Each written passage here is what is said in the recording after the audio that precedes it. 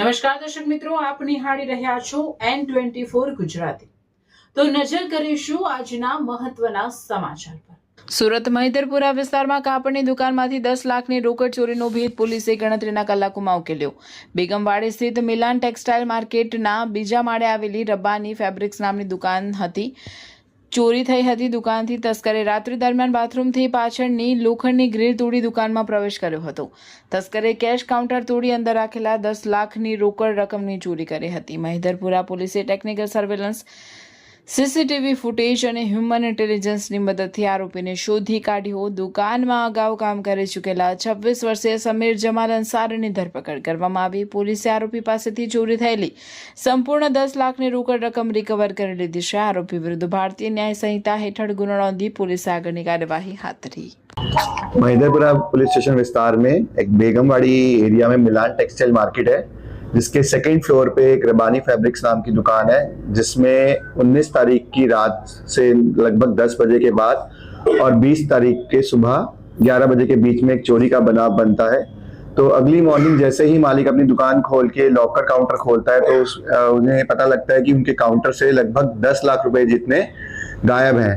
तो जैसे ही उन्होंने इस बात का रियलाइजेशन किया, वो पास के पुलिस स्टेशन में कंप्लेंट लेकर आते हैं और लोकल पुलिस स्टेशन की कंप्लेंट मिलते ही अपनी अलग अलग टीम्स बनाती है, जिसमें से एक टीम टेक्निकल एनालिसिस और सीसीटीवी का एनालिसिस करती है और दूसरा ह्यूमन इंटेलिजेंस के बेसिस पे माहिती एकत्रित करना शुरू करती है। और सीसीटीवी एनालिसिस करने पर पता लगता है कि जो चोर है वो देर रात को जो बाथरूम के पीछे का एक लोहे की जाली है उसको तोड़कर दुकान में एंट्री करता है और एंट्री करने के बाद वो जो कैश काउंटर है उसको तोड़कर वहां से पैसे चोरी करके लेके जाता है। तो अलग अलग एनालिसिस करने पे जो हमें चेहरा आइडेंटिफाई हुआ तो आरोपी का नाम जो है वो समीर जमाल अंसारी है। तो जब हमने दुकान के मालिक से बात की तो ये जो आरोपी है वह उसी दुकान में काम करता था कुछ दिन से, और ये जो आदमी है पिछले 3-4 महीने से बीच में गायब था, लेकिन 1 साल पहले भी इसी मालिक के अंदर उसी दुकान में काम करता था।